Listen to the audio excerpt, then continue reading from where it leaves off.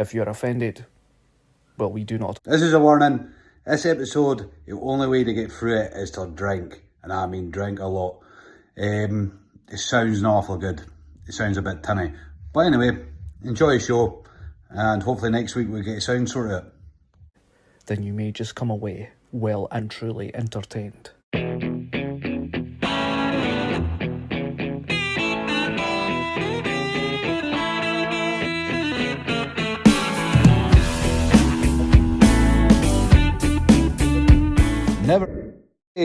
Never fear, Sean Begg here, and today's guest is Liam Sutherland. Welcome back, Panic. Punk band. Here, that's happened. That's happened. The last one, fucking, you know, the guy's voice. You like, what's his name? The chatty. Aye, fucking, what's his name again? Scott Taylor. And we were speaking. He froze, and then it came back, and I came off and came back, and then we're yapping for about 20 minutes, pissing ourselves laughing. And I went, shit, I haven't switched on. And then he goes, I can't believe you never switched on. And we missed about half an hour, like, really good chat about, like, for a caithness accent and what it sounds like, and just, like, funny stories. It was really good there. Anyway, this is Caithness Podcast, and tonight's guest is Liam Sutherland. Hello. Liam, where are you from? I know. Oh, I'm from Wick. Live in Edinburgh now. Live in Edinburgh now. Been there nearly 20 years. It's a 20 year, eh? What, 2005 you moved in? 26. 26, I mean, it's basically 20 year, man. Jesus Christ, that's mental, when you think about it. You know, like your house parties and that. Like fucking chaos at your house. I don't know you now. I know, basically. Sitting there. I met Liam lying out in the middle of the street one night, and I was coming home from a nightclub, and he was just lying on the road. And then never got rid of him. He's basically still here, man. He came to the house party as well. So, it means anyway, Liam.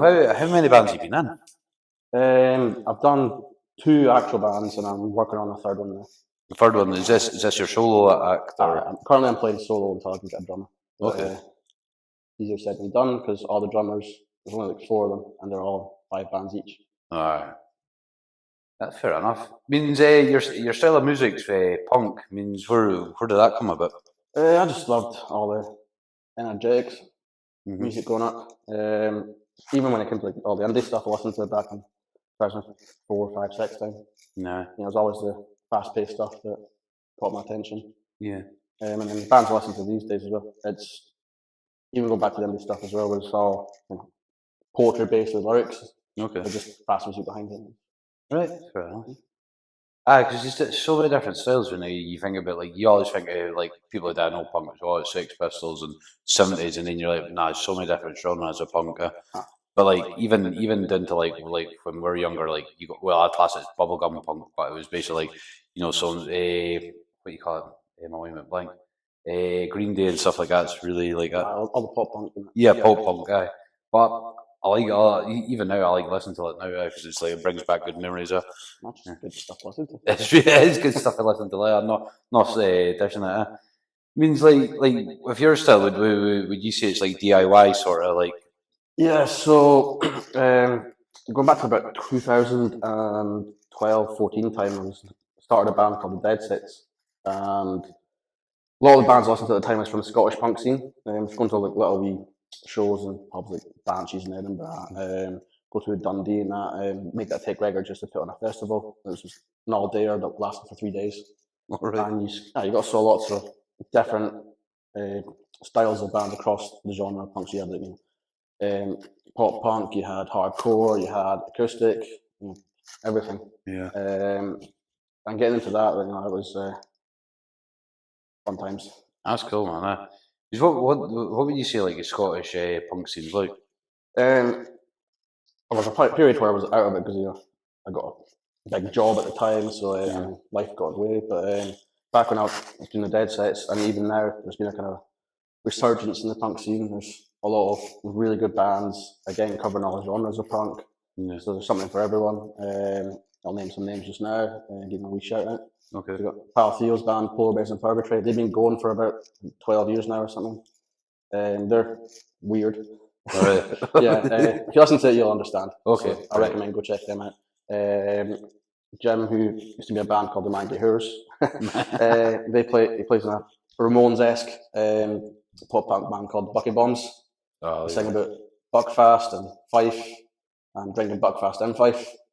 I'm sure I heard them, or you must have. I think I sent you a link. I'm sure you sent me a link. There's out Aberdeen way you got bands like Schizophrenic.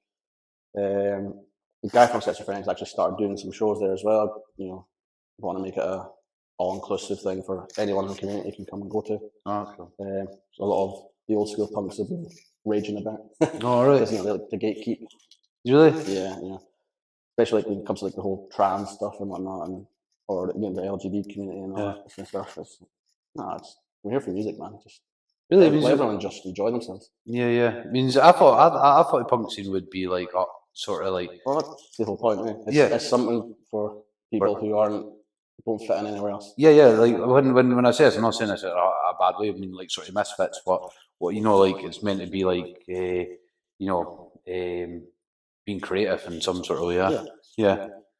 I like it. I like the whole style of punk is DIY. Do it yourself, and then express yourself some sort of way. Yeah. With Make That Take Records, then when they did all this stuff themselves. Mm-hmm. For example, Book Your Aim Fest, that was what it was called. You know, their 3-day festival. What was it? They put a big sampler, which is tunes from all the bands playing it. It's called Day Your Aim Sampler. You know, just go do it themselves. Yeah. Get all mixed, recorded, whatnot. And then all the bands call it networking, I guess. But you know, everyone is happy to help each other out. You know, I know a guy who does T-shirts, or I know a guy who does some good mixing or whatever. And you grow a community from that. Cool. Means the only thing in the punk scene is it still sort of same as like if you went to a record label or you made it, you sold it out. Was that a deserving legend sort of thing? No, I mean back in the day people would be like that. Yeah. I don't think anyone should really care, to be honest. Yeah. Like, you got to make money. If you Yeah. got offered a chance to make money, you're not going to turn it down. Right? No. You've got families to feed and whatnot. Yeah.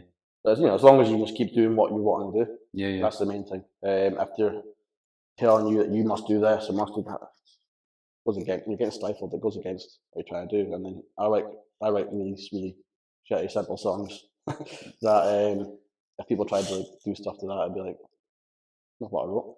Yeah, but it was you're saying about like your music has been so now somebody over in America or there's a few people in America what's been listening to it or like you find it like what the fuck how did you stumble across my stuff or you end up like knowing people from like America or whatever and then they pass it around. Really? So it just goes to community. That's cool. And then a lot of the guys from the Scottish punk scene tour over in America now. All right. So remember back in the day, in like 2014 time, Murder Burgers was touring there like twice a year at least. Bio Liars touring there. He's signed to I cannot remember what they're called now.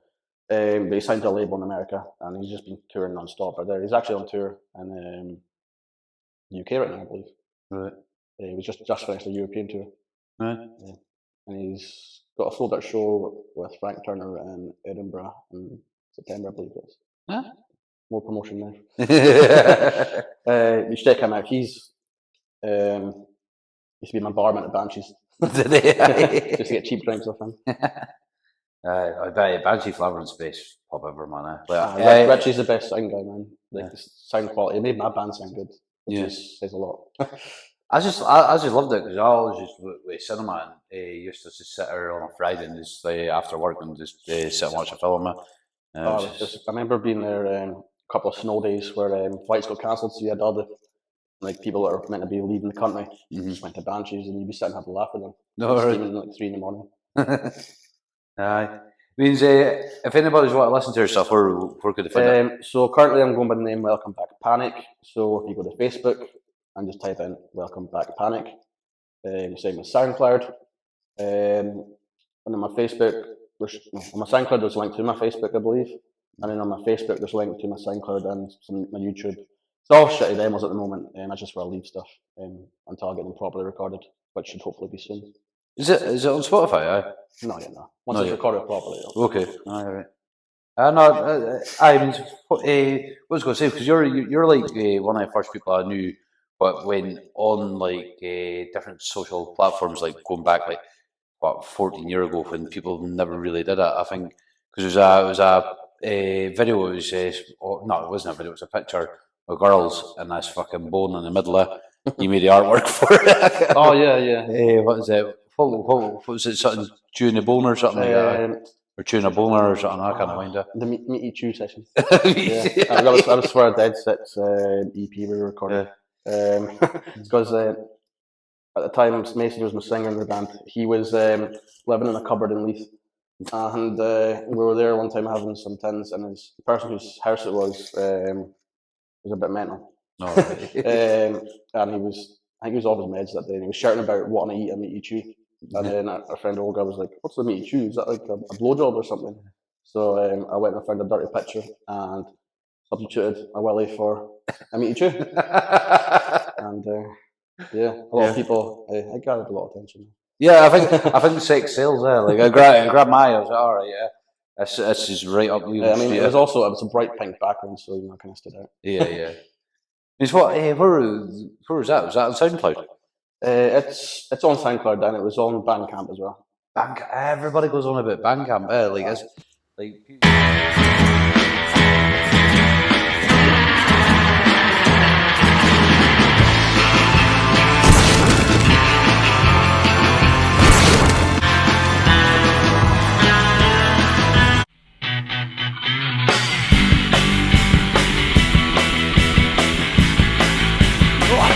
We're turning, we're feeling, we're learning. We don't give a fuck, so drink until you die. My body turning, we're sparing, the learning. Nothing to say, squaring the sky. I'm twisted, turning, I'm twisted, we're turning, we're twisted, we're turning. Fucking give me the drum, trying to fit direction, now we're on right. The sunny ones are buried, and the mind is glitching out the hard right. The eye climber help, society is beating on the earth. Sheltering out, you wonder what they're leading to the hard way. Fire blood!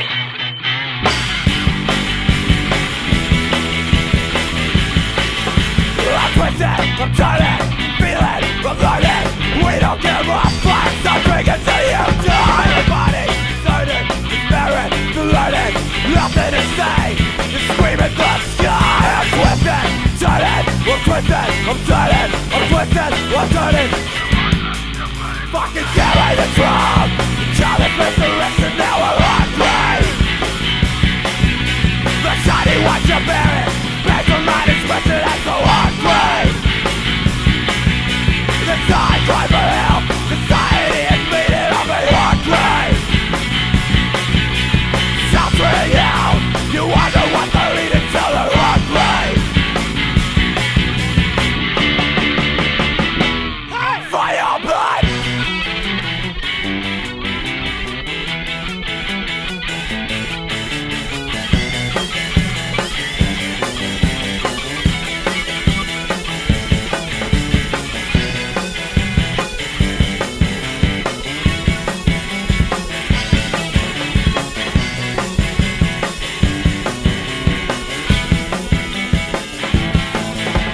Twisted, I'm turning, I'm twisted, I'm turning, I'm twisted, I'm turning, I'm twisted, I'm turning, twisted, turning, I'm twisted, I'm turning, fucking give me the drug, show the best direction, now we're on grave. The shiny ones you're bearing, make my mind is twisted as the hard grave. The eye cry for help, society's completed on the hard grave. Sheltering out, you wonder what they're leading to the hard grave. Fire blood!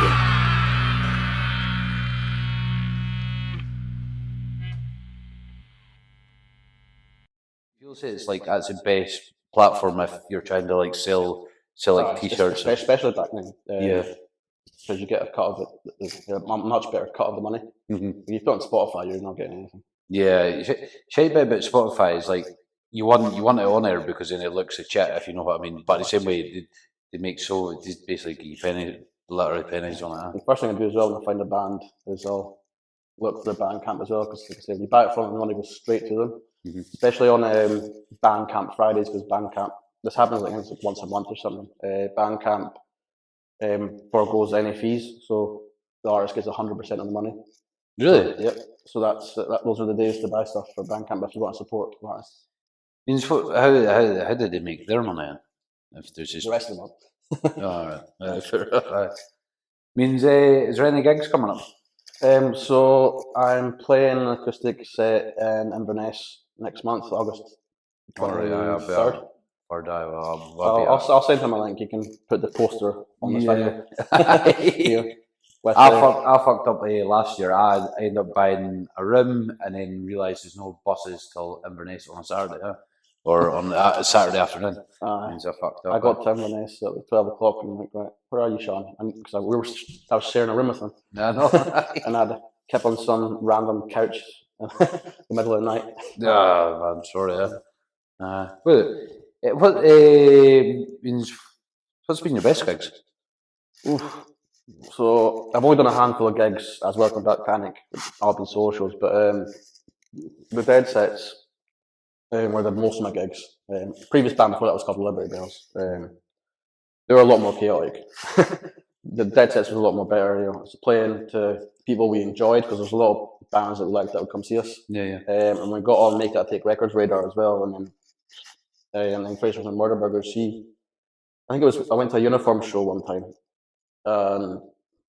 Drank a ton of Dragon Soup, and I was handing out flyers for a gig I was playing, and ended up Fraser's Murderburgers actually woke up one morning with our flyer in his pocket, so he gave us a message. Really? And that's how we didn't book a gig for you ever again after that. Aye. No, seriously.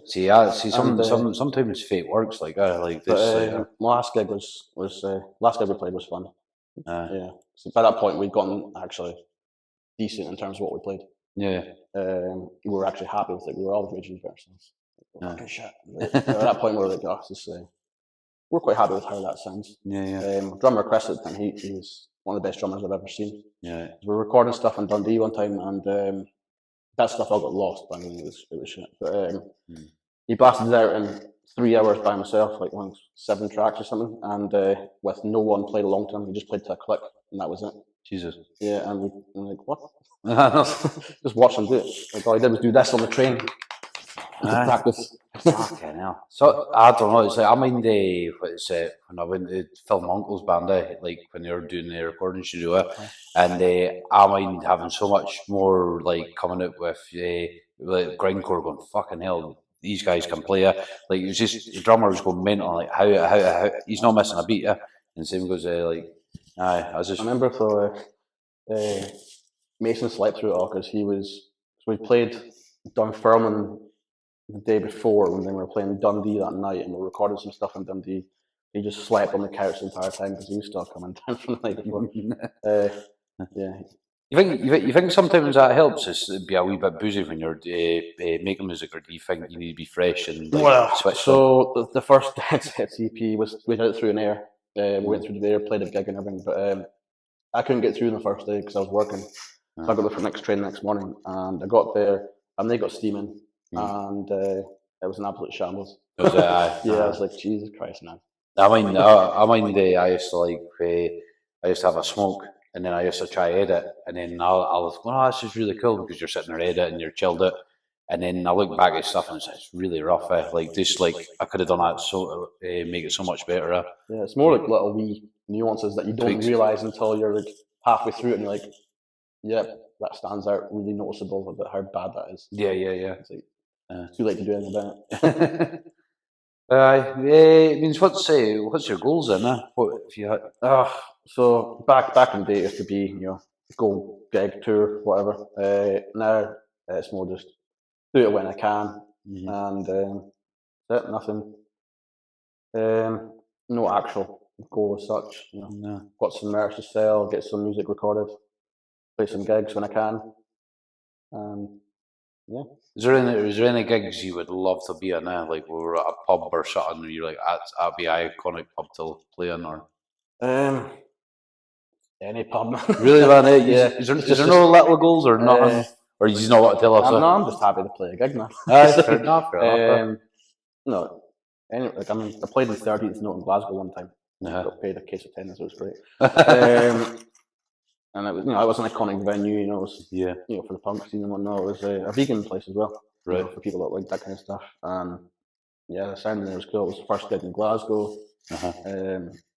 Those were, and the reason I got that gig was because I went to Victory Fest, and I got steaming and made some pals. I won a box of Country Manor and a tombola. All right. So I was walking about with a box of Country Manor, and the bar staff gave me a load of glasses. Yeah. So I'm just the plastic glasses, and I'm just walking about and giving people some wine, and then I made some pals with this. Some guys from Glasgow, and there was this hardcore band called Dead Nick. They was hanging out with them, and then I think we ended up in a gay bar in Dundee on a Sunday night because it was the only place that was open. Did you? I had to check my box of wine into the cloakroom.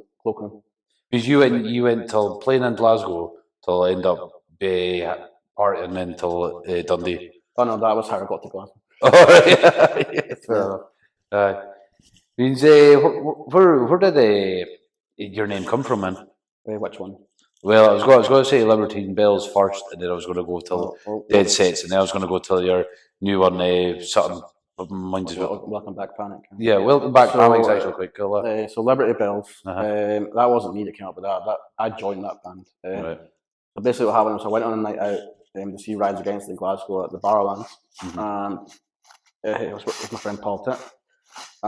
We got absolutely fucking smashed, and I fell asleep on the train. Doesn't sound like you. Yeah. fell asleep on the train back to Edinburgh, and I woke up in Waverley, and normally I get the train from Haymarket, so I've never been in Waverley before. And I was like, oh fuck, I'm still in Glasgow.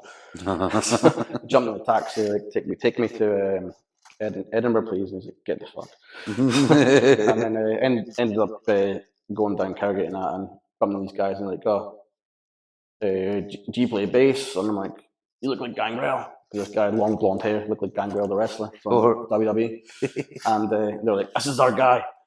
Really? We just bumped into him. Yeah, and then we joined them, and they were like, yeah, we're called the Liberty Bells.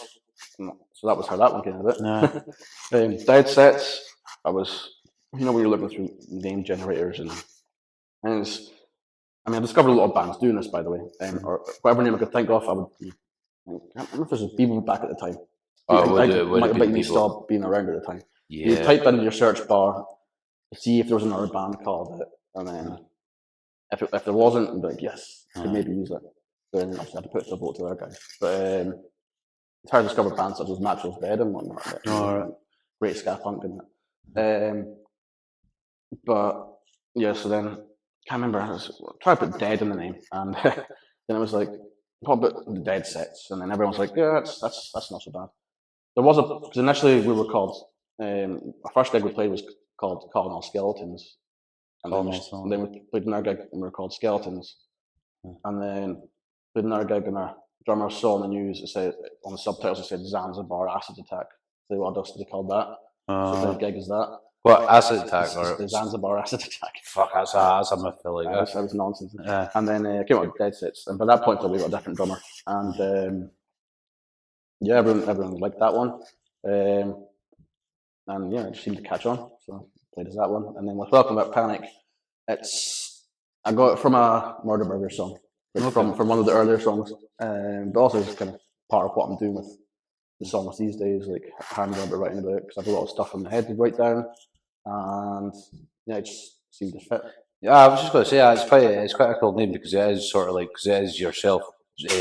And you're like you're writing lyrics, and you're speaking about whatever's going on in your head. You know, it's like same as when you wrote your book. You know? Exactly same, man. It's like I always say that with people like they write their own lyrics. It's like you should put it into like, because it is poetry. Yeah, it's like, you know, you should put it into a book or whatever. Or yeah, but I know that's like that was my sort of thing. It's like even when my book was coming out, I was sick. I was starting to panic because I'm like, people are going to go think I'm fucking nuts.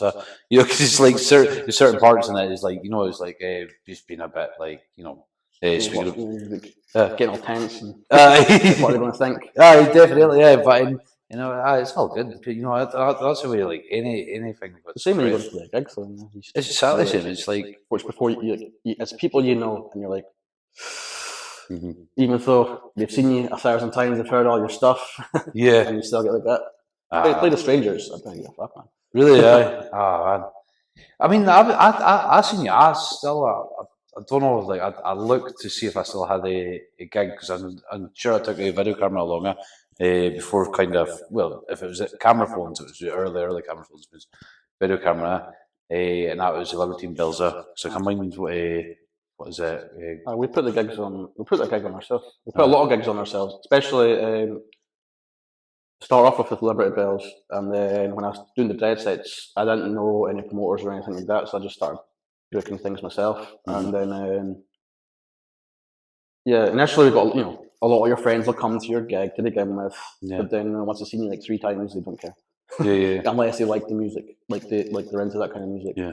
So I do try I like Friday's band does it really. I'm going to make effort like anybody's stuff. I'm going to at least try go once to see first it's for a sport and it's like an into music. No idea what he's doing with that anymore. No, he's not. I've not seen him for ages. No, I think he did three gigs. It was a lockdown that fucked him. I think he done one in Edinburgh, one in Glasgow, and then he messaged me one in Falkirk. And that was his last one now. Speaking of Falkirk, actually, there's a lot of stuff happening that way there, punk-wise as well. Is it? I can't remember who it is that does it, but it's the band Murder of Crows.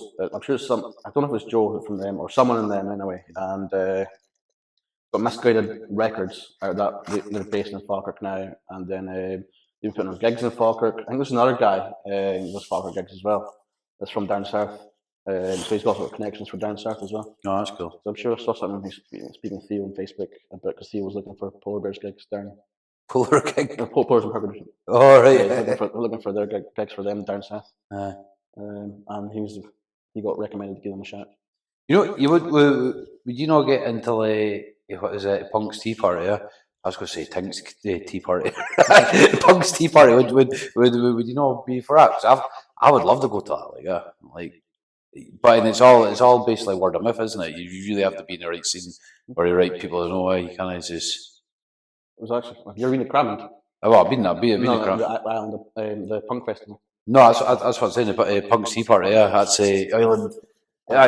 Yeah. So when I played in the dead sets, we used to play. Like I said, we didn't book any gigs. So Subversive and Chaos Promotions. So based in Aberdeen and do stuff in Edinburgh as well. They put us on all the time. So it used to be when they're doing fundraisers for Crammond, we get a phone call, an email. Yeah. For a gig, $1. And then we played all the fundraisers for it over a 4-year period, but never actually played it because drummer would be away. Fuck's sake. Because that seems like a sort of like staple mark in Edinburgh. Because it's actually the same day as my Inverness gig, by the way. Is it? August 23rd. Right. Is this I mind what is it? My mate's dad. He did a picture and he won a award for what was it? Bank of Scotland years ago, and it was punks walking over to Island. Yeah, that was everyone's got turned. Everyone gets told if you're coming to the festival, you're helping lug all the stuff across. That's a bit of a mission there because that's basically a fucking mile long. And then you got to get there for 8 a.m. You got for the tide going out. I was just going to say when the tide coming in, you got to be here. I think it's like 7 o'clock or something. The tide goes back out, so you can come back home. If not, you're staying there the night.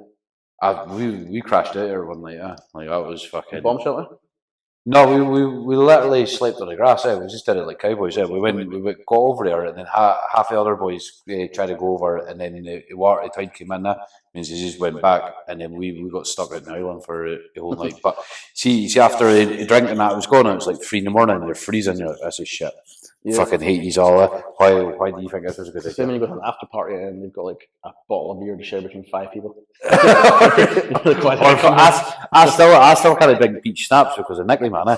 Like you end up going to Nicky's house and then his mom used to drink peach snaps. And you're like, oh, that's all it's in, and you're like, and you be pouring it in this or just whatever you can find it. Peach snaps is the last drink at like 4 a.m.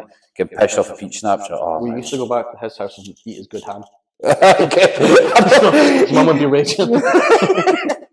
Nicky should have been a chef because he always made the best sandwiches. He made proper. Oh no, we didn't even eat the sandwiches. We just ate the ham at the back. I mean, the like Scooby Doo sandwiches. Like it was just like massive, loads of stuff. I mind so many times being steaming in Nicky's house, man.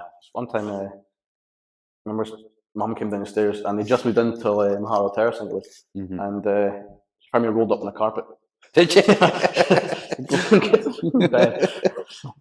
I think you know when you stay at your friend's house and they give you a blanket. That's what it was like. Fuck knows how his mum even put up with it. I say like I went up the stairs and for some reason toilets down the stairs. For some reason I went up the stairs and I went to piss in the fucking drawer and she had to take me out of the room and take me to the toilet. I can't even fucking mind this. It was months later and it came back. I was like, oh my god. Like I was cringe. I don't even know how she even wanted to speak to me again. Remember one time, I think his mum did some charity thing and she had a big massive check. Me and Nicky took photos of it and sent it to her. I see that. So like, when I go on the lottery. Was that all in the park or something? I'm sure I see that. And everyone believed it. It's like, oh, for Christ's sake. Just read what the check says. That's funny as fuck, guy. No, it's been. It was one time, and I'm sure it was me, Nicky, and it was Bobby, like Colbag's brother, and we were back at his house, and we got steaming, like stupidly steaming, and we ended up wrestling in the garden. We started bouncing on his neighbour's trampoline, and then they were filming it, and it was good. We did a swanton off one of it wasn't a shed, one off Betty's, and then lost it. You mind the flat me, Paul, and Chris had in Edinburgh? Oh, beside Murrayfield, upstairs message. But I remember one time, I don't think you were there, but all the boys came down for the football. After us, we all agreed no more than like 3 people in the house. You tell me, mate. Yeah, we had like 9 people staying with us to begin with. And I think we were being fannies in Paul's room and doing wrestling. Someone got put through Paul's wardrobe, and no one would take the blame for it. No, I think I don't know. It was like I wish it was mayhem. I'd be fucking poor neighbours, man. Because like it was a time when Craig was there, and I'm sure we went down on the stairs in a fucking. I don't know, was it a sledge or we went down the stairs? Oh no, it was the back of Chris's computer chair. He was working at it. Or fuck. But even like I used to crash at yours. I'd be like coming home and I can't walk home, and then I was not. Some guy did it to my house the other day. After Saturday night, I was munching my pizza in the kitchen. I was absolutely gone by this point. Like I'm just like trying to eat my pizza. And my mum came downstairs because someone's chapping at the door, and it's my brother's pal. Like, can I stay here tonight? And then I was like, get your bed. That's mental, man. Because I used to do it to yours when you lived there. Because I mean, you had a glow in the dark condom, because it was dark, and I was like, "What's that green thing?" Because I was looking through the window, and it was fucking. You got out your bed, because you're wee someday. Like Master Yoda style. it's like a small fucking lightsaber. Sorry, man. I saw you. It was I shriveled up. So. I don't know. That fucking house was like that was me in my house. You know what's funny? I was never into Mighty Bush, but I got a Mighty Bush book for you, and it's all because your house. I think it was all his on. Yeah, I don't think a comedy stands up in this day and age. No, but all the wee in jokes used to have were great. I think it was definitely a era for its time, but it was also it was like what was it? I don't know. It's a student thing, if you know what I mean. You remember Naboo from the Mighty Bush? I remember bumping. So it's now called Club Tropicana. But back then, I think it was Subway. No, it was Karma at the time. I think it was. All right. I remember went there and then Bremy wouldn't leave him alone. Aye. He's harassing him. I was like, mate, he's trying to fucking do a DJ set. There's like 5 people in the place. They can see you. That's fucking good. That's like the wee man. You know. Like, you were saying he's up. He's up. He was in Spins the other night. Aye, I was all right.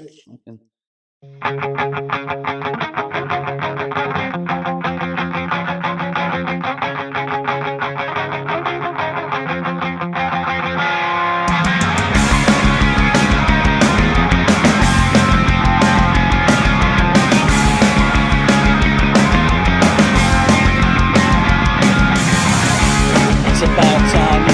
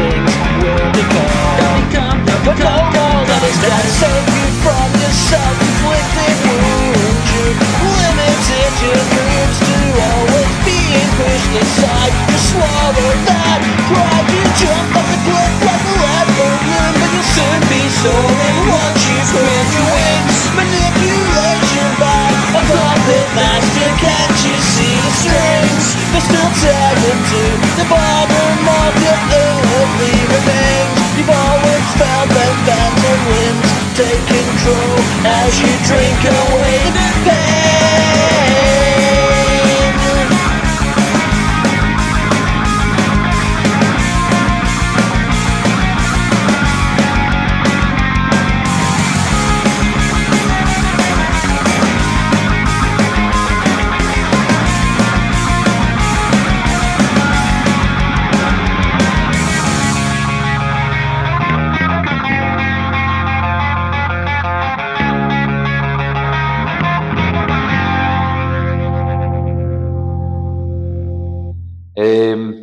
What was I going to say?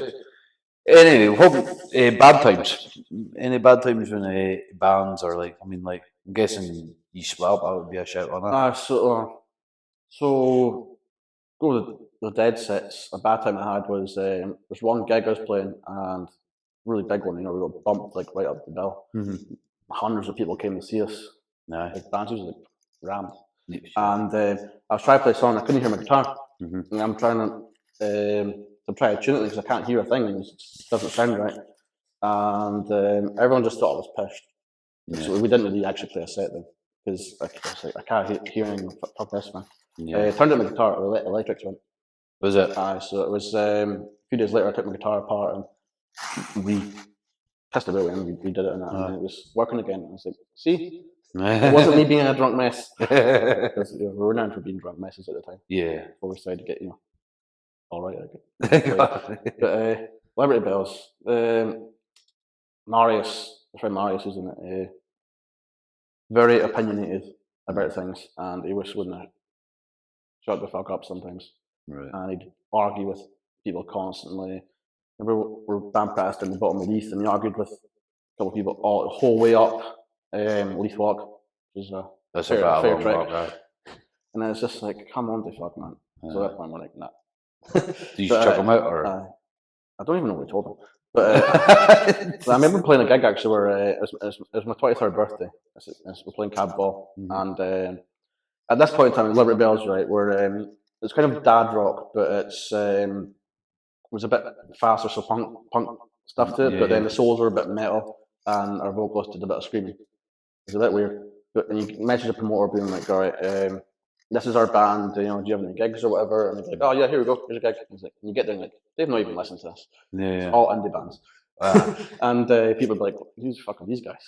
Because the time I think I seen you was in a Volt. No, not Volts. What's It was Hive, wasn't it? Hive, aye. Means that's the time I seen you, yeah. I suppose we put that one on ourselves, so it was a bit more people we knew. Yeah. But so anyway, because of my birthday, I got up at like 9 in the morning and just started tanning tins. I played pretty good. I played bass in this band, right? So it wasn't like I needed to be, very focused. Yeah. And I just remember when we went to go on stage, I just unplugged Marius's guitar. I unplugged Marius's guitar. Just didn't tell anyone. Did you know? And I've showed you a video, but like he's unaware that he wasn't. Well, how was he shit, or was he just pissed off? No, just because he's a pain in the arse. Fuck away. You see the video where he's like drumming it, and you're like, see, you can only hear my bass. That's fucking brilliant. Oh Jesus! Aye. And then I get bad times with my Welcome Back Panic stuff right now. Is just I've not played guitar live in so long. I'm trying to play standing up because I play quite fast. My hand goes like after like 10 minutes. Does it? I'm proper like freaking.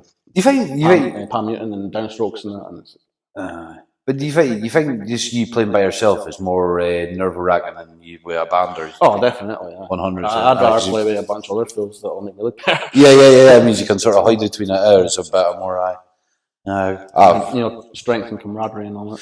Thing is, if you could pay me no money, I would never do it. I could never go up on stage and fucking sing or do that.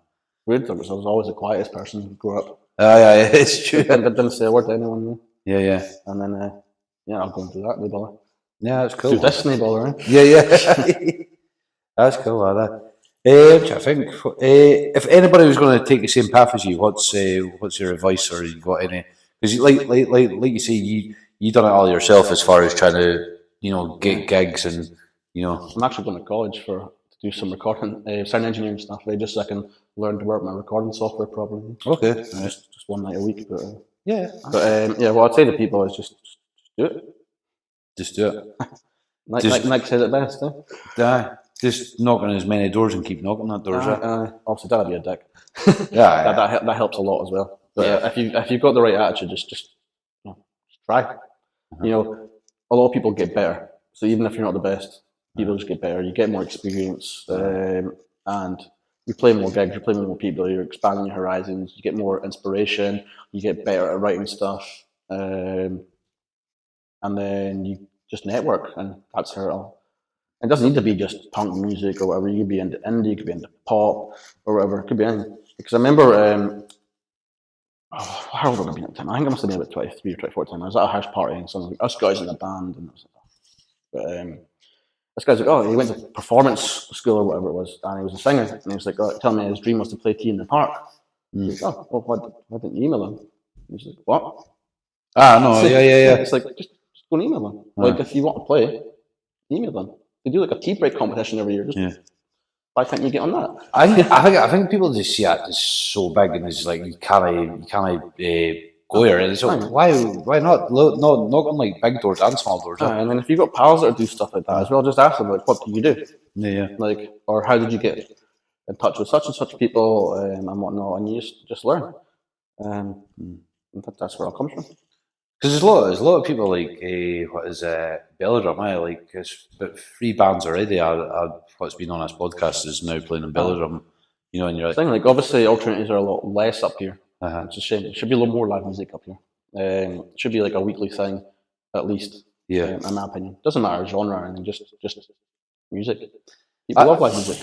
Definitely. Like I think, like I keep saying this every time. It's like I think up here has got so much talent. Like, and they're really creative when it comes to like. Even just cover bands, where just have live music. Like get people, pumped, people enjoy themselves. Well, go out and do it themselves. It'd be good to have a pub, and that was all they done every weekend. Like, because I think I think even the Black Stairs, it just takes too much money to get a band in, set up, and then I don't know, they just stop doing it. If only someone who's doing a podcast, speaking to bands. So has that connections to maybe get people coming up, maybe once a month. All right. Well, I'm not here. Maybe I might do a next year job. I think all you do is then source a backline, which is a bit easier to. I think the place would be a mountain now because they got it upstairs. Why don't you? Not clear it? No, well, like it was just being busy. Like we'll first try to get more networking with bands, and then. Go right, if everybody's up for it, let's do it first. And then all you do is ask the bands, do you know any other bands? Yeah. Maybe get them on the podcast as well. And that's it. So you go your channel and grow gigs up here at the same time. Mm-hmm. No, I think a small place like a mountain would be good because they never use the upstairs. Yeah, we'll cut it out because nobody wants to listen about me in the mountain. What would we call it? Tits in the park. I don't know, the Johnny Hollywood Bowl. Fucking no, we'll do something. You'll get a text from me at 3 in the morning. I'll have a name for it. Yeah. Thanks, Leo, man. Means what was I going to say? I think we went through the questions, man. But like, who's your influences when you're? So my big influences when it comes to writing songs and that, especially nowadays, is bands such as Alkaline Trio, Lawrence Arms, Blitzkid, who I actually met in America a couple of years ago. Really? Yeah, it was quite cool. It was kind of a mid-sized venue.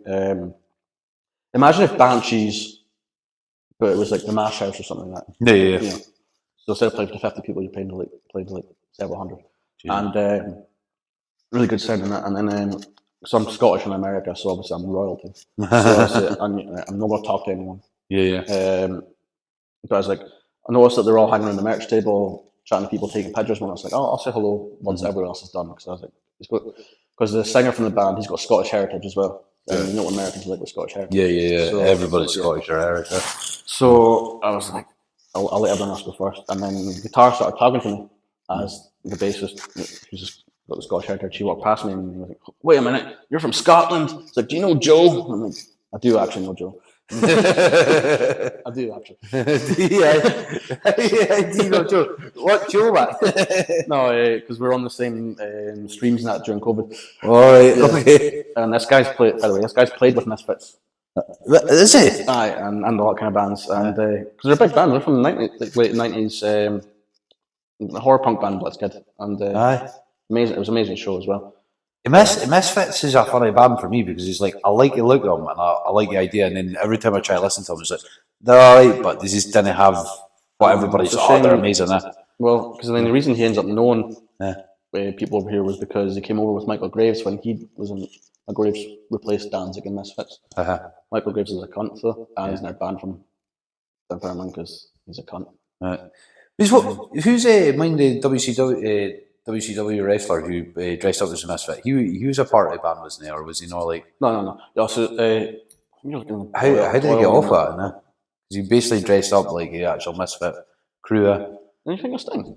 No, it was a what's his name again? That's going to annoy me. Vampiro or something. Vampiro. I mean, it's not like a copyrighted look. Well, that whole. It's a devil job. But it's that whole fucking the. I hear like that when I was like 5, you know. Vampiro used to dress. Anyway, But yeah, no, I was chatting to him. And they were telling me secretly. So he's Armit and all this that they're trying to get shows over here. Alright. Joe was meant to be sorting it, but I think their agent's playing hardball about it. All right. That's what I heard on the grapevine. So if any Blitzkid fans are watching, I didn't tell you that. Yeah, then some other influences. What was Murder Burgers, a Scottish punk band. Fraser, excellent. He did a band called Wrong Life as well. But he was signed to Asian Man Records in America as well. He's got contacts in Japan. Asian Man Records. Asian Man Records in America. They had Dog Country to begin with, like back in the 90s and stuff. Okay. That was weird, by the way. I went to see Dog Country with Murder Burgers to support. Yeah. And I think it was the ABC in Glasgow. All right. It's like this is cool, but also weird. Like, a band I see in Banshees all the time. Yeah. Like massive venue. That's cool. But and then uniforms, they don't exist anymore, but they were cowpunk. Cowpunk. That's what they could describe themselves as. Cowpunk. Okay. Because that was the guy that did Make That Take Records. All right. Excellent. And I remember when we played, the Dead Sets played Dundee, because it was the guy from Make That Take Records had they had Conroy's Basement and they put gigs on downstairs, and that's where we were playing. So I played a cover of one of the Earthworm songs, and he was outside smoking at the time. He's like, "Oh wait a minute, I know this song." He just ran upstairs, and afterwards it was tear in his eye, you know. I was like, "Guys, that was excellent." He put a wee post on Facebook. I'm so humbled. Is that means it was doing somebody's basement? I don't know. It was just downstairs in the pub. Oh, right. Like for example, the Americans got an upstairs. Yeah. Downstairs. They put gigs on all the time there. Cool. Is that because you're saying you did tapes and that as well? Would you still go down that route, making tapes or records? There's a lot of labels and that's how they go about it. Vinyl's pretty expensive at the moment. But my friend Theo and you and the Polar Bears, they just released their latest album on vinyl. It cost me, I think it was like $2,000 or something. Or was it $4,000? I think it was $2,000 to get like I think it was like 200 odd copies. Yeah. Or something. I can't remember. But they've made the money back. And they've not even sold half of it. Because Kev, that's what he did, but it was over in New York, and they came back for a record and that, and they said it took ages to do. But and it was a thing where I seen it was just because I was speaking about it. My phone must have fucking heard me speak, yeah. And then it's like all of a sudden going, "Oh, you can make records for blah blah blah," and he was like, "This company, what does it in Britain?" And I don't know. I think there's only a couple of vinyl pressers in the country. Everyone has to send their stuff there, so it takes a wee while to get made. Because where is it mostly? It's in Denmark, isn't it? Well, there's pressing plants in the UK. Yeah, but it was a country what it was like that was special. I've honestly got no idea. I had no idea. I'm sure it was like back in the day. I've never got that far. Fair enough. Maybe one day. Yeah. if I ever get enough money together. But even little tapes, would you go down that route? Going back to I'm probably just going to do digital downloads. Might make a CD or two. We'll see where we get to. Initially, it's going to be digital downloads because I'm cheap. Fair enough, man. If I can, well, it's cheaper the better. That's for everybody listens to music. I think people just like having a hard copy. Like, I still got DVDs, but I still like the whole DVD thing. But that's long gone, man. So I did make some T-shirts as well. No, I've seen the T-shirt. I've got a handful left for Inverness, so if people are going to go. I say a handful, it's like 5. But I'll probably sell them to you on the cheap. But I designed it on MS Paint. In like 5 minutes. Because but it was no like a American lassie what made the T-shirts for you, Then she showed me you can buy a vinyl cutter on Amazon. I think it's £150, and you can do it yourself. Really? That's cool. You just feed the design into the machine, and it cuts it out on the vinyl for you. And all you do is iron it on. Can you ever mind in Inverness? What's the market? Victoria Market. Can you ever mind when they used to do T-shirts and they used to pick pictures on the wall and then they take it like it was a Guns N' Roses one and they just put it on a T-shirt and they just print it here and then. I have no idea. No, but that's just going back years ago, and I can't mind getting a Guns N' Roses T-shirt when I was like about 5 or 6. It's not much to the Victoria Market these days, is it? No, well, maybe not now, but like back then, I thought it was really cool. Like, yeah, it's just like a big iron, and here you go, here's your T-shirt, and it was hot. I remember doing that with like fabric paint and art in high school. You put your paint and everything on, and you just go. All right. And take your stencil off and put your next stencil on if you've got multiple colours. Yeah. See, I was always wanting to do it with bleach, getting a black T-shirt and just like trying to maybe put a stencil and put bleach, and dab it on it and see if it would work, or like pair of jeans, do it that way. Horrible pink colour. It would be, or even do it with darker jeans, where you get wash it like that.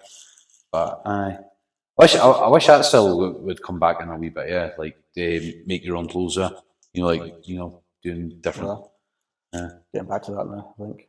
Cost of living. I know, start ripping up T-shirts. What was I going to say? I can't mind. I'm something about that. Something about T-shirts anyway. Anyway, good times. What was the goals you had? Like, was there any goals you went, fuck, I done better than I thought here, like? I guess with the dead sets, it was just not even to like book anything. Yeah. Guys dropped a gig this day. Any bar, I rested someone back. Cool. I remember 3 years later, like after the dead set stopped, I was still getting messages like, "Drop a gig tonight." I'm like, "Mate, I've ever tried." Yeah. Bassist has got a baby. Yeah. I've not even. I spoke to the singer like 3 times since then. Right. Yeah. Liberty Bells, I think, we put on one of our first gigs. We put on ourselves. That was a good time. So it was Marius worked in the Hive at the time, so we put on there. It was like before a Rocky Horror Night during the festival. Oh, that'd be good. So people just walking past and just came in. Yeah. So much money. Yeah. I say we. I mean, Marius made so much money. Didn't see any money on that. Guys, somebody's robbed us.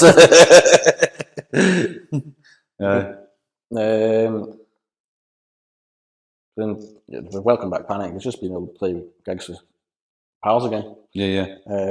Played the Dunfermline at the end of May, which is a laugh. Yeah. Who else was playing? We had like the Bucky Bombs, Chin Up, Dave Delinquent, Fuck Ups, Aftershocks, Guillotines, who are on the rise right now, by the way. Guillotines. Album's coming out on Friday. So I don't know when this video is going out, but the album's coming out this Friday, which is the 1st of August. Hopefully, this video might be out in 2 weeks because I already went and did another guy's video and everything's backlogged. Anyway, go listen to the Guillotines. They're ska punk, excellent. The Frags, by the way, also they're from there or that way. Excellent skate melodic punk type stuff. That's cool. We call it Neepcore. Neepcore, I like it. Their second album just came out. It's called Mount Neepcore. And they might meet Corelli, But it's very no effects like yeah. if you're into that kind of stuff. No, alright, that's cool, man. Is that, it's like that's the other thing about punk. Like it doesn't, when I say it doesn't sound good, but it I need to have it like you could have like a microphone in the middle of the room, just play, and then people go, I like that. And some bands I actually like that because then I'm like, I could do it, or I could at least try to What's do the something. point of punk music? Just everyone's just like, Yeah, we can all do it. Yeah, yeah. Why not? That's the same with the DIY stuff. Just go and do it. yeah. So I say, just go and do it. It's good. What is it? Because where would you say you get the best sound like in the house? Because that's for your sort of. So what my cords are in the house right now. I have my mic set in front of my monitor, No. which is so I'm just basically like Yeah. from it. I've got a condenser mic. Means that takes away all the sort of boom out, isn't it? Yeah. But would you say, right? I always think like singing in the bathroom, fucking that sound alright. But is that because of tiles? Is it because it's bouncing off the tiles and giving you a wee bit of echo, or? Depends really. Depends on your mood on the day. Yeah, Like yeah. if you're feeling in a good mood, you'll probably think you sound a lot better. Yeah. Whereas if you're feeling a bit of a downer, you're like, oh, Yeah. that was terrible. Oh, shit. Yeah. But again, it depends what song you're singing. Because some songs you can cover a lot of ranges, warm up your vocal cords. Mm-hmm. So then you sound better. Right. Yeah. Is there anything I haven't touched on? Yeah. I went from being really shit at singing to being slightly better at singing. You know, it wasn't no. Like I think like the last two songs, you definitely one you sent me with drums, and your voice is low. I think what it was with your voice, and that they cut us out or did take it hard. No, is when because I always thought you're a shit hot guitarist because like when I used to listen, I always say that it's like I could tell when it's you playing the guitar because you had your own unique sound to it. And then, because I got, I definitely got a video. Yeah, when we were in this house of madness, and you were playing in the kitchen with fucking, I don't know, there's chairs on the fucking table and stuff, and you're just sitting there playing the guitar, and I was filming it, and it was like you're really good. But in your voice, I mind when I was hearing your voice, and like I'm never like anybody's stuff, and then I was like. It felt like you weren't getting it your all. That was the only bit because you know you're singing, but you're like, I'm going to rush through the lyrics, but I'm not going to give it my all because I'm maybe worried about a neighbour might hear me, or you know that sort of feeling. It's like now I think you got more comfort in your own voice. It means you got your own sound. Yeah, well, I thought I should probably try and work on it. no, but like, so I did actually spend a bit of time working on it. It's still not amazing, by the way. I'll stress that first, but. Yeah, I started playing because I'm terrible at covers, by the way. Absolutely fucking terrible. I can play my own stuff all right, but there's a few covers I picked that kind of stretched my voice a wee bit, and that kind of got me to be able to go up and down a bit more with my vocal range. And it just kind of helped make it sound a bit better. I mean, I still blow my voice out every single time. Let's say, is there any sort of techniques like you're saying, like going up and down? Is there any things you hum before you sing, or? Oh no, it's kind of helped a lot more with melody-wise with my guitars as well. Just working with melodies and or the enunciations for my vocals as well. How I'm going to fit words into it. Because back in dead sets, I just write words and leave it up to Mason to figure it. Right, okay. Yeah, like this word's fitting in here. You don't make it work. What about who's like the singers back in the day, or people even now? You're like, oh man, I would, maybe not a lot sound like him, but he's got such a good voice. I'd say Good Morning era Alkaline Trio, Matt Stevens. Okay. Because his voice was fucked with it's an acid reflux or something at the time. I had to get an operation for him. His voice he hates this album. Yeah. But his voice is fucked, but it sounds really cool. Right. Okay. Like properly. If you ever listen to think songs like Continental. Is it gravelly or is it? You listen. Yeah, right. I see my link. You want another turn? Yeah, every band's got one good song. Like it doesn't matter. Like they could be a shit band, but they got one banger. Is like you say that because we speak about shit like this at like fucking silly o'clock in the morning. Sean instigates it a lot of times, by the way. I get a phone call from Liam at like it's never at a sensible time. It's always like 3 in the morning, and it's either going to be a pish phone call or he's going to end up just an up, or I'm going to answer the phone anyway. But no, I definitely everybody's got one banger. Well, so that's what. And then in terms of genres of music as well, so obviously I listen to punk, but can't do that all day every day. No, you need to. Like obviously, teenage years was all indie music for the most part. Like especially when the indie sleaze came on the scene, 2004, 2008 time. I remember going out to the pubs when we were 18. Yeah, the Libertines, Franz Ferdinand, all kind of Artie Monkeys, and all kind of stuff. I was just going to say, I would say, like, I would definitely mind, like, I was never into indie music, and you see now I'm into indie music because it reminds me back in the day when we started going out to pubs, because I was at its hype. I would say 2008, 2006, 2008 was its hype. For me. You know what is a really good genre, and it's like, what is it? You got Clubland, really cheesy dance music. Because I'm sure you came to Clubland with us. It was we went to Clubland in Aberdeen. No, I wouldn't have been me. I don't really. No, at the time you wouldn't be your style. But I mean, I didn't really. I've only been out in Aberdeen like once. Is it? And personally, I was crashing it. I had to carry them around. That was fun. 1 of 8 nights, man. No, like I mind going to Clubland and I'm a bit fucking 50 folk from Wick. You bump into every wicker in Aberdeen. But anyway, Clubland is this guy, and he plays it on the piano, and he plays it softly, and it's like love songs, they're like really beautiful, and it's like, that's a Clubland song, but it's really nice because he's playing on the piano. Each time I see your face, your smile is shining through. I can't help the way it feels. It's all because of you. You came into my world and said you would be mine. It's good enough for me, but I'm on top, and now I'm feeling fine.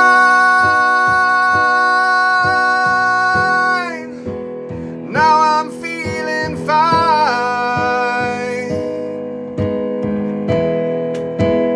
Now I'm feeling fine.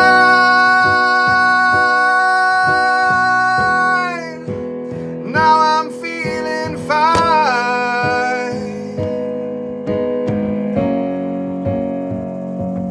Oh, I'm feeling fine. Singing then. And that's what I mean about when I was saying about breaking down like our dance music at its core is like Yeah. the same as like punk music at its core. You can break it down to like really simple chords with a cool melody over it. Yeah. Everyone loves that. So. No, fucking. Anyway, I went to see Clubland years ago, and it was shit. It was so bad. In my head, it was going to be an old school rave like Acid It's House. full of 15-year-old junkies now, wasn't it? It was like I was 19 and I felt older. Oh, okay. I was like, that's how long ago it was. I thought you mean like these days. Oh no, man! Because you got what's it called? DJ Rank and DJ. No, the place Terminal V at the airport. Okay. They have that every year, and it's all these. It's really about Easter time, guys, and you get all these. They all congregate at Haymarket to get the tram to the airport, and they're all wearing like their neon, fishnet stuff. Yeah. Like the things that go. I don't know the names of these clothes.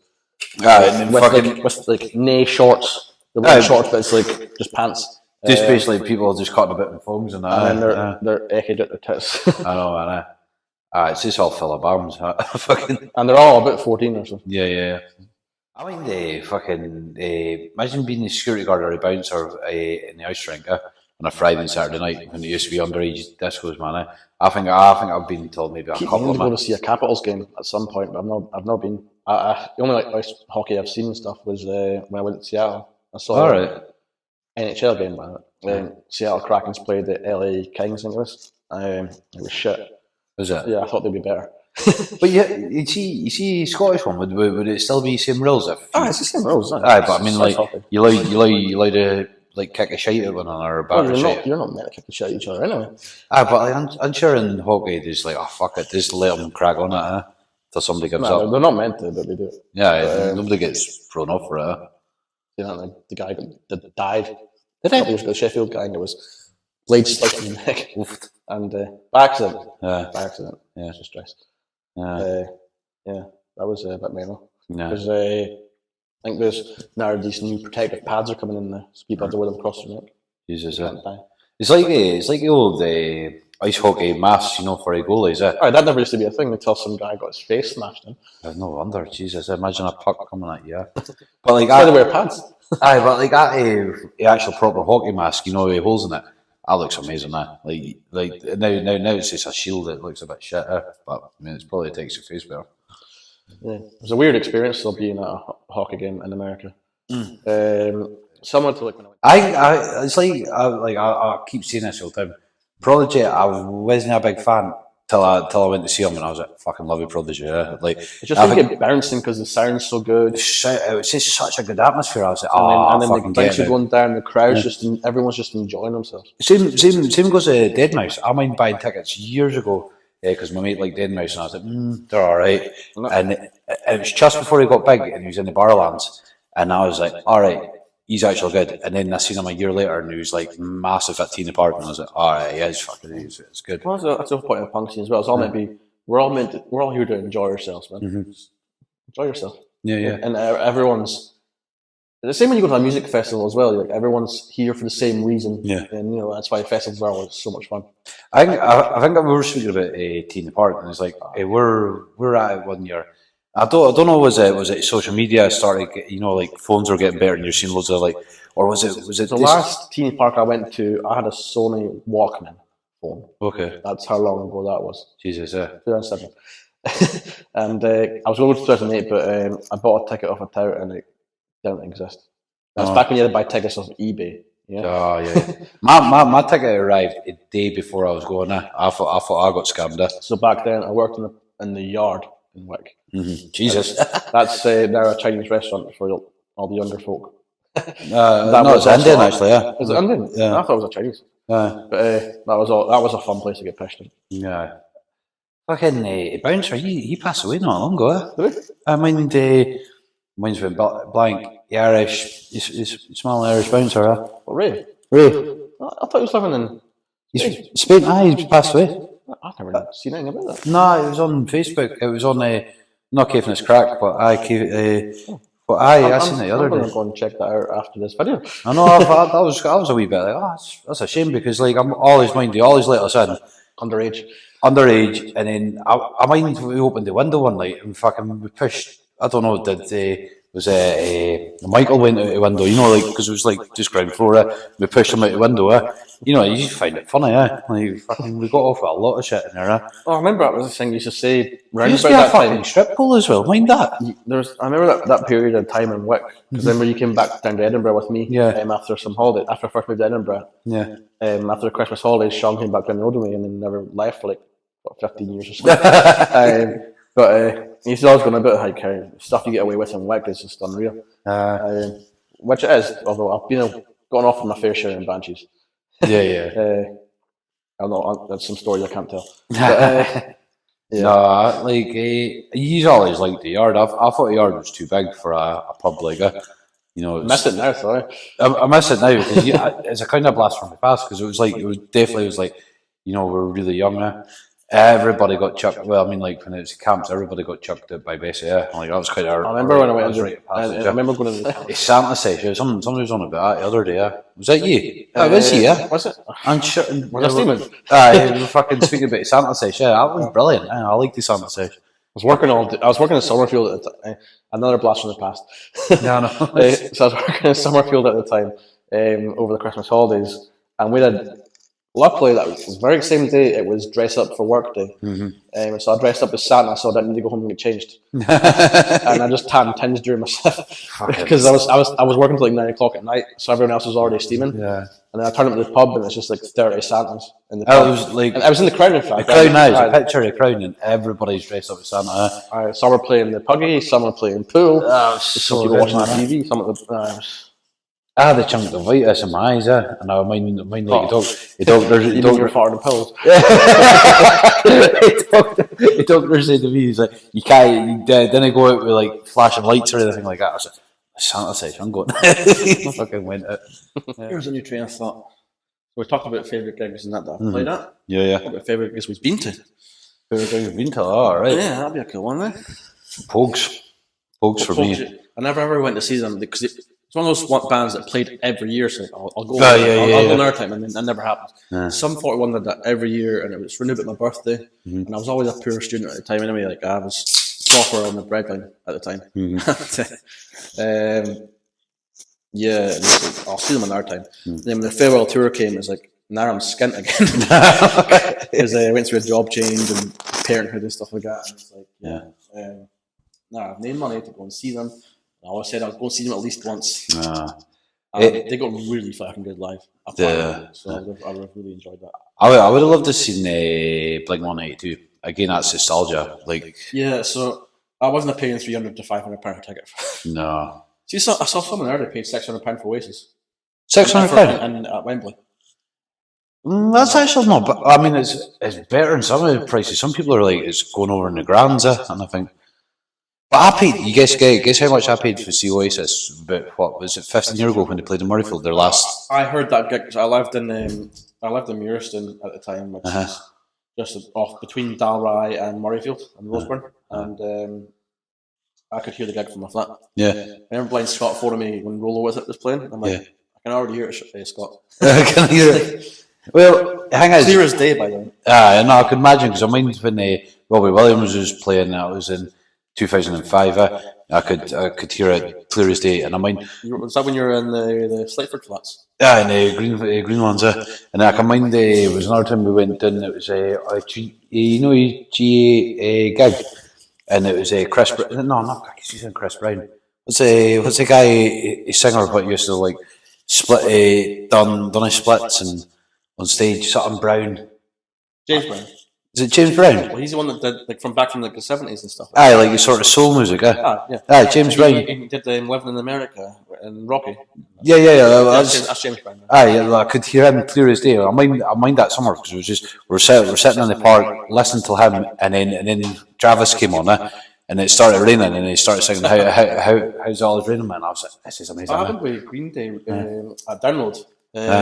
There was a lyric and "Wake Me Up When September Ends." And it's about the rain. As soon as he said it started raining. Oh, brilliant! So people got that on video. Yeah.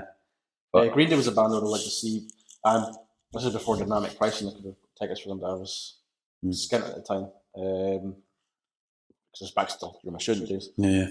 I think it must have been about £80 for a ticket back then. I saw I'd pay £80 to £100 max. I think that's a reasonable price for a big band. That's why Oasis was $150 for the starting tickets. I was like, nah, fuck that. See, back to Oasis. My mates were a few of my mates were going there, and I was there drinking with them, and then I walked them down to Murrayfield, and I was going home that way, and what is it? Found 20 quid on the ground, if you believe it. Found it. There was a guy selling tickets. This is back in the day when you can buy tickets at this random guy selling tickets. And he goes, I said, how much is tickets? And he was like, blah, blah, blah. And I said, well, he goes, how much you got? I got 20 quid. I said, in an hour's time, that's going to be worth nothing. You know, and this is like, he had loads of them.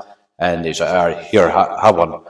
Ran into the crowd. And I met Suds, Michael, and who else was there? I can't mind who else was there. But I was like, how the fuck could I manage to do that? It could be Eddie and Graham, because it wasn't Gary, right? I remember, I don't think it was, I remember there being a picture. I'm sure it was it Oasis or was it Stone Roses? It might be Stone Roses I'm thinking of. I'm sure Suds got chucked it. I'm sure Suds got people picked him up and he was waving it and he got put right to the back. It was Michael. To me, by the way, when I saw it was Mason and Paul Tit. Paul Tit's called Paul Tit. His name's Paul Tate, but he's forever going to be Paul Tit. I can't think it was Paul Tate now, because it's always Paul Tit. Remember the first time we'll get back to that. I'll go into your story in a minute. Okay. So the first time it happened was I got this is Paul Tate. Sounds like Paul Tit. Is that where it came from? Scott's the one that done it. He slapped him in your face as Paul Tit. It just stuck. Fuck's sake. But anyway, so I'll go to Mason and Paul. That's what his sister calls him. Something else calls him. What is it? What is it? Something sounds like Hitler. Titler, dirty Titler. Come in synonymous with him. Tits, you know? I mean, seeing fucking Paul fucking at Teena Park. Just walked in. I was trying to find people. And there's Paul, trouser at his ankles, willy out, his pishing, waving at everybody coming in there. It's like just random, just waving winky in his hand. I was like, hi pal. I was prone to getting fly out. Aye, there you go. Remember one time I was also prone to pissing in random places. Uh-huh. There's one. We will get back to the Sutherland Trio story. I'm going to keep mentioning it so I don't forget. But although it's not a good story in comparison to the other ones I'm telling. But remember one time me and Paul be on a night out, and this is when we lived in Muirston. Just me and Paul. I don't think you were in the flat. No, I don't think so. It was where Paul's room was the sitting. No, No, I can't mind I that got one. broken into by the way one time. And, we told a load of lies to the police, and the guy got caught in the mid it all. And we got all the stuff off the insurance, which ran out the day before. Oh no, the day after. Sorry, the insurance ran out the day after, so we got all the stuff off the insurance. It was fucking great. All right. So I've got a base now. £400 base. Oh no, I wasn't. I was at a flat because it was like you had your first flat, but you went down the stairs. That was your room, and blah blah blah. And was it not just like round the corner, really? Yeah. Sort of. Aye, not upstairs. Yeah, I was in it once. I think. Anyway, Paul. Where were we getting that sort of thing? Oh yeah. So I remember one time I got from the night out, and Paul was prone to pissing in random places. So at one point, I could just hear what sounded like water. And I opened my door, and like I could see in the bathroom, like, Paul, what the fuck are you doing? So our toothbrushes and that were sitting in a wee stand thing beside the sink. He's just pissing all over them. And I'm trying to stop him. He's like, put Paul in my way. Fuck off, man. Fuck off. I'm like, well, fine then. So I was like, right, obviously I'm not going to brush my teeth with that. Yeah. I'll make a mental. This was like, must be like 4 or 5 in the morning. Yeah. I'll make a mental note. And I got like about 9. I think Craig turned up. And he came down for the weekend. Yeah. And then I woke up and I was like, fuck, Paul, I hope you haven't brushed your teeth yet. What the fuck? Oh, I did brush my teeth when you get up. I fucking pissed all over here. See, here's the puddle. Oh no! I think it was Paul the story one time where he was reading and his dad walked into his room and just spiked it, by the way. Walked into his room and just pissed all over his bass amp and broke it. Oh, Paul did? No, Paul's dad. Oh, is he bad for that? That's where Paul got from. And then there was one time Paul told me, I'm sorry, Paul. There was one time he told me he was home for the holidays and his mum walked into the kitchen and Paul's trying to piss in the oven. Oh, Jesus. Fuck's sake. Just two of them. Just two of pissing about it. Right, somebody's getting banned for drinking then, obviously. But I mean, I got told a story like their house got broken into years ago. Yeah, It's like Paul told me that. It's fucking hilarious. Like all the houses you break into, you broke into he's got his solo fucking Jackie Chan, Like he's like solo Bruce Lee, man. It's like karate master. Yeah, man, fucking it'd be last house you want to break into, So as the story goes, was Paul for it was Spike was set up one night. I think he was maybe having a wee drink or a wee nightcap, whatever. White swap and everything, and some guy, two tanks, two rough individuals, They broke into his house, or anyway, they walk into the kitchen or sitting room where Spike was sitting, and Spike was like, "The fuck you doing?" Like, we're looking for Spike. Well, you fucking found him and fucking bad. Fucking lost it. I'm raging. I went to Newcastle that day with nothing but the clothes on my back. So I was there overnight. I mean, Nicky, I went down to Aberdeen and I said, Nicky, pick my clothes up from your friend's house. And he handed them to a fucking homeless person, He's just fucking handed my whole suitcase went to a homeless person, And he turned up and says, where's my suitcase? Oh, fuck that. I couldn't be arsed carrying it. I just handed it to a homeless person. You're a dick. You ever find the person? Nah, fucking. Next thing you know, he's just walked into your work the next day. I'm Sean Beck. Yeah. But nah, it was what was I going to say? Who's the worst band? You're like, oh, you thought they were going to be good, and then you. Mine. That's a bit more of a difficult one. I would say I've had time because normally you go to see bands that you like. But like one that sticks in mind was I went and seen Alkaline Trio in Edinburgh at the Playhouse. All right. Wetherspoons. Not Playhouse, Picture House. Yeah. And, my favourite band in the world, and I've seen them so many times. And this one time it was just horrible. The sound was terrible. Everyone talked about it. It must be Picture House, No, it's Picture House. But it wasn't just one area in the venue. It was multiple areas that people were standing at moaning about it. Yeah. Because I wasn't there, it was Bob Dylan, he was playing there, and I was like going back. I saw something about him recently. I think he come through again. I wouldn't mind just going. You think he's dead? Like he's not dead, but he's like, aye. Because and somebody said they walked it. They said it was shit. Like how bad the sound was, and that was in the picture house. Franz Ferdinand for me. Like even if I hear Franz Ferdinand on the radio now, like fuck off. I hate that. Like it was such a bad night. I saw it quite often. Yeah. That was another thing I remember. With the talking about gatekeeping and stuff like that. Punks, that was when Reds played. We got told one time we were the best punks that don't look like punks. Like, what does a fucking punk meant to look like? Yeah. Oh, it's meant to be like 70s. It's not the 70s anymore, man. Yeah.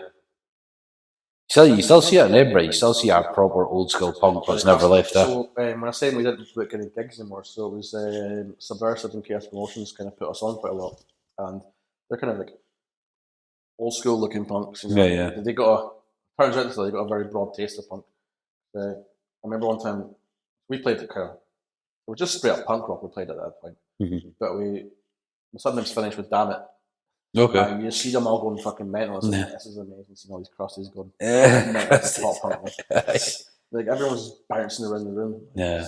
This is a pretty packed dance. Cross, I mean, working with a guy who he was across there, and he was about 7 foot tall, man. But like, he was sound. He was a really nice guy, but he was just, I don't know, he just lived on a shoestring, and he was like, if he knew you got money or you got beers, he's all over you. You know, he's like, you never see him by around. He was just like, oh, you fancy going out for a pint? You're like, you're never going to fucking, you know, he's just not fine well. He's never going to get his hand in his pocket. Yeah, well, he invited me out. He's like, what type of music you into? And at the time I was like, he goes, you into dance music? I was like, I like acid house music, the old school, you know. And he's like, cool, are you up for us? And I was like, yeah, it's in Edinburgh. And I was like, and it wasn't. It was it was in Aberdeen. And he was like, oh, I've got friends, you can stay. And I was like, nah, man, I'm not, you know. Gone around days where you're like, I'll go on a wee adventure. I don't know, like, I wasn't, I got a mate, Jacob, who used to do stuff like that. He used to get himself in silly situations. I like to know I can get home. I usually have a plan where I can get home, but I always goes with the fucking window. There's so many stories that I won't tell him here. Yeah. I mind like walking home from Wrestler Rig in the middle of the night, steaming, till fucking last sis from Mom stayed at it. That is a fucking mission, Imagine that. I've done it. It's the other side of this fucking city, When I first moved into my current flat, it was in Sighthill, and I'm not fucking paying for a taxi. Yeah. Because I used to just walk home anyway, and then it was like, yeah, fuck that, I'm paying for a taxi. Yeah, man. It's like £30 a taxi now, but it's like, might as well save the hassle of walking for like 5 hours. Nah, that night was so bad. I woke up, I ended up at this person's house, woke up, and then fucking lost my mobile, fucking card wasn't blind, and then I got till, what is it, top of a leaf walk, and I looked down and fucking wasn't wearing a top, I was just had a jacket, fucking hell. Where's my top? I just had that fucking lemon, you know, and he goes, turn the winds against me, that's what I felt like. You mean the yoker? They don't care if I'm for yoker. That's fucking so good, that. You do something. Well, my girlfriend, there? my girlfriend fucking, she lived in Yoker for a wee while. She was saying that. You know, what was his name? Paul, the hairdresser guy. Alright, just funny. I think what else has been happening, like. I think it's sad news, fucking Hulk Hogan, man. Like, I was not expecting that one. Straight after Ozzy. Ozzy. So no one gives a fuck. No, Ozzy. Ozzy. I was actually quite sad because I was like, I used to watch Osbournes, and I think everyone was sad with Ozzy. I saw someone posted on like Facebook or something. It was like, black people go and check on your white people because this is the same as like when Tupac died. No, but Ozzy was a legend, and then I was like, well, I was saying that to Mum. I said, I'm feeling a bit sad about this. Suddenly he was playing at Villa Park, wasn't it? A few weeks ago. Yeah, but you watch videos of it now, and you're like, I was him saying goodbye. Yeah, you kind of knew it, but it was like never knew it was going to be 2 weeks after or 3 weeks after. I would have been a golden ticket. I would have loved this scene. Like every band on that list was good. Part of them was a At first, I never knew what it was all about. Like at first, I thought, all right, they were going back to like roots, and I thought it'd be quite good to have like up and coming bands from a city, yeah. But at the same time, But the same way, it's a big celebration. it's a big celebration of his life. I know. Aye. Like if they were still touring and stuff, you know, maybe that would be. Yeah, yeah. Yeah. That's what I mean with Father Ted, and, you know, when Father Ted's funny. Like it's a classic for me, yeah. But like I try to watch it at Christmas, and it's not as funny as I can mind it. I don't know if you get older. It's the best show though. I used to be able to recite it word for word. No, it's still. I could it's still sit good. here back in the day when we were hanging out in Edinburgh. Yeah. If you're hanging out with me at the time, I could just turn to you and just start reciting an episode to you word for word without even Really? thinking about it. Or if you just mentioned me on one line, I could tell you the rest of the season. Oh man, I used to think, what is what you call her, Mrs. Doyle, my granny. Yeah, they just looked like. And then she was on Shameless. Was it Shameless? She was on. Aye, she was on Shameless. Aye. I was in a brothel owner or something. It's like I totally. This is not Mrs. Doyle.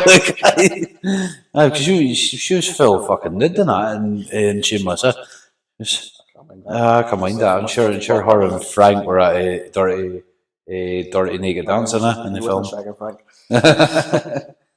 That was one I used to like. I used to like Shameless, but then again, too many seasons and it's just got shitter. I started watching it again on Netflix, and it's like I can barely remember the first season. I watched it. I think it was like seasons 3 to 6 because it was on E4 every night, like 3 in the morning. I started watching Frasier again. That's my comfort thing. I just sit and watch Frasier and piss myself laughing at miles. It's weird though when you go back to the original seasons and how old dated it looks. I like that. Oh man, this looks like the early 90s. No, it's not so much like the content, but like just the film. That's what I quite like about it. You know what's weird? See if you got a videotape and you actually watched it on old what is it, TV? Would you go, fucking hell? I can't watch this. Or it just looks like home footage, you know? Aye. Because for a long time I couldn't see when you had HD and normal. I couldn't see the difference for a good while. Some people are, oh, that's really nice. I'm like, I can't see the difference. And then all of a sudden, like, shit in my eyes. Yeah. Well, you see it on YouTube now. Remember, like 360, 720p used to be yeah, top end, and used to like watch things on 144. And now it's like, I can't even make that out. I know, like I went and bought a DVD. What was it? Was it Backyard Wrestling was one of them, and the other one was before Jackass. What was it? CKY, yeah. And I all his mind out. That was where the band CKY got. That's where they took the name from the band CKY. Yeah. It was a band's older brother. Aye. I saw a thing when they're touring again. Again, they only got one good song. Okay. Got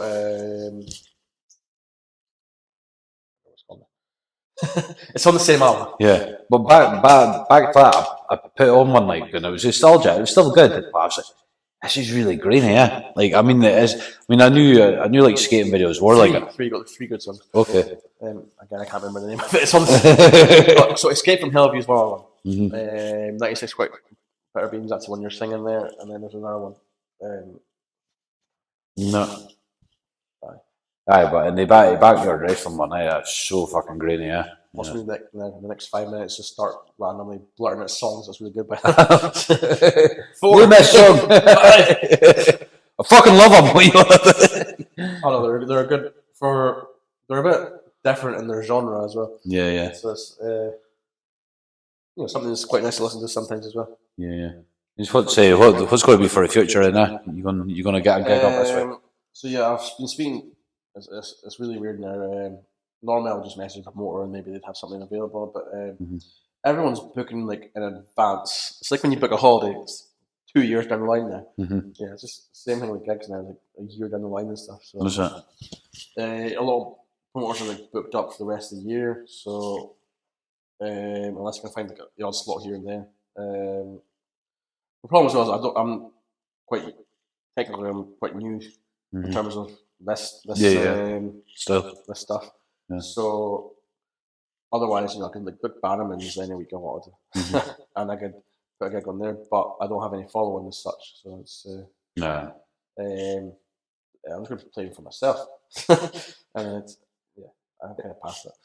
I don't know, man. I think would you know like do lives on the internet or like TikTok or something or? I mean, I don't even use TikTok. No, man. I don't use TikTok that much either. No, I did it a couple of times. Like, so one time I recorded a set list for a stream.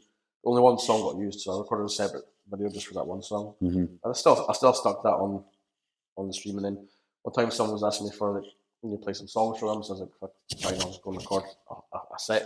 Mm. Just put it up there on the spot, and just live set. Straight so because it was back before I could even make a decent attempt at singing. Yeah. Yeah. I give it a bash now, I guess. When I stick stuff on YouTube, so what I do is sometimes I'll do stuff on YouTube, sometimes I'll do stuff on SoundCloud. Mm-hmm. But usually what happens is whichever one I do it on, that was one that was handy at the time, and I'd just written the song. Yeah. And then eventually the song might change, so I'll do it on the other one then as kind of more of a proper version, if you will. Yeah. So we just need to put a song on YouTube after I put a song on SoundCloud. Yeah. Just because it sounds a bit better, I guess. Why use SoundCloud? What's the crack with that? Just get more money. It's free, You don't get any money off it, no. No. But it's just a place to upload shit. I mean, I'm at 99%, so I need to get a new SoundCloud. Alright, means it. So I put that much demos. I'm on like 73 demos now. So SoundCloud is like the original sort of like streaming one, wasn't it? Or one of the first ones what came about. No, it's just something you can put. The way I see it is it's more of a kind of demos site rather than a proper official thing. And but you also get a lot of like dance music people that put like mixes on there as well. Yeah. Because I get messages by bots all the time telling me about this. Okay. Yeah. That's funny. I'm pretty sure it's a bot anyway. Messaged the other day from America. Like, do I want patches made? This is on Facebook, by the way. Really, right? How have you found my Facebook? Like, I don't normally share it around. Yeah. For to get to the bots. That's a. I mean, it's like if you want to go on till mine's went blank. Fucking where all the music is. No, not Bank. Spotify. So basically, there's isn't Spotify. You go to itself. There's another. I can't remember what it's called. I think it's a Deezer. Like a sort of middleman to get. You put your music there, Mm-hmm. and then they put it to all of them. Mm-hmm. And then you got your Apple, your iTunes, even you got your puts on YouTube, puts on everything, and then but when you're that's a lot of times I'd rather just deal with it myself. Yeah. Seems like a lot. I got to do it with my videos, man. I will with monkey culture was say set up your own thing, man. You could set up your own thing. At the time I was like. I went straight till. I mean, sometimes it's a necessary evil to use these kind of things just to kind of get the exposure. I think like with me, it was like I went straight to like different streaming sites, and they're like, no, you need to need a middleman. It means then I found this company, they wouldn't take it. There's just and then this company took it, but they took a cut from it, and there was other companies what would do. You had to pay them, man. I was like, I'm not paying you. Like a lot of silly money, and it's like, and that's not even guaranteed. And that's when you just fucking do it yourself. Yeah. And then you get the follow, and then people be like, "Oh, we'll take you now." Yeah. Like, well, no, I don't even need you now. was one guy because it was on IMDb. He Skyped me from America. And he said, "Oh yeah, man, we blah blah blah. You give me this big list." And then in money side, he said, "I'd be about $3,000 with SSS it, and I can get you on SSS it." And then I did it myself, just like you said. It took longer, but that was it. So what's like remember what a big thing to make that take because they did everything themselves anyway. They started it themselves. It grew, became fucking massive in terms of like, the punk scene in Scotland and whatnot. And it was just the big thing was like people talking about managers. Like you don't need a manager at this level. Yeah, you're only needing management when you're doing big, massive fucking bookings because you need someone to get everyone deal with all the shit, and you don't want to deal with all the shit. Yeah. Then you got the venue, you got the travel, you got the accommodation, you got the food, the transport, the back, backline. I don't know, all that kind of shit. Fuck, get someone else to deal with that. When it's just really small, just fucking deal with it yourself. Nah. Speaking about Spike, it was somebody asked me, "Go, you should get Spike on." I mean, like, well, He does karate, but he was also a bassist. I know that's why people said you should go and get Spike on it, and I was like, all right. But anyway, it was great. It was great having you, and when you do bring out your album and you finish it off, yeah, fucking back on it. So hopefully, Sean will put a wee poster and a link to my gig in Inverness. Oh, My friend Theo's putting it on. £15 for advance tickets, £20 on the door, and it's 17 acts. Full bands upstairs, acoustic bands downstairs. Didn't hear from me, but if you want to see acoustic bands, you don't need to pay. Oh, yeah, I mean, I should come along and just interview different bands that day as well. Even Well, after you're seeing going to be it. there. I'll be alright. Means I could even do a podcast. That'd be a good idea, huh? Yeah. Means and fucking interview you again. Is it all sort of punk sort of? Yeah, seen that. But Yeah. it's a variety of stuff within the punk scene. That's fucking cool. No, I might have a look and see what bands are. That's a good idea. I'll put you in touch with Theo. Yeah. Who's from Polar Bears and Purgatory, and he's the one that's organising it on. That'd be good. I'll tell him what I've done here, and Yeah. I'll tell him you shout because you're saying you're going to come to the gig and anyway, and just Then if anybody wants to come up and fucking have a chat, that'd be cool. I'm not for that. Cool. even if it's just a wee kind of reporter style thing. Yeah, 5 minute thing for a few people. Like, oh, that's not even that, just in the street, you know. What's your thoughts on the day? so, I'm not for that, man. Oh well, we'll be definitely done. Anyway, thanks for coming along. And Again, that's just how I am. That's why people call me the shite monger, because I would be like, I'd go off on tangents so much, and then I'd be steaming and then forget what I was talking about to begin with. but the thing about that, like, that's what annoys me because like you can be a storyteller. Doesn't mean you're talking shite. You know what I mean. I mean, I'm. It's a bit weird. Like, obviously, people talk about mental health and that a lot, and there's like certain traits with certain mental health things, and you're like, oh, maybe that's me because I tend to waffle a lot, and I'll go off on tangents, and I overshare details. You know? But that's just me just trying to tell a story. Yeah, Because I've never been a big storyteller, and I'm always straight to the point when it comes to like when I'm writing an essay and stuff like that. I'll be straight to the point, and I'll people write a 800-word essay on fucking women, like suffragettes and stuff like that. Specify, not just women in general. Yeah, But, so I did that in history, right? I remember back then I wrote like fucking 8 pages, and it's like, how? And then usually I'll just write like fucking 400 words, straight to the point, job done. It's nowhere near the word currently what I need to do. Yeah. But yeah, that's it. It's I said what I needed to say. Yeah. In as little words as possible. Job done. What more can you say?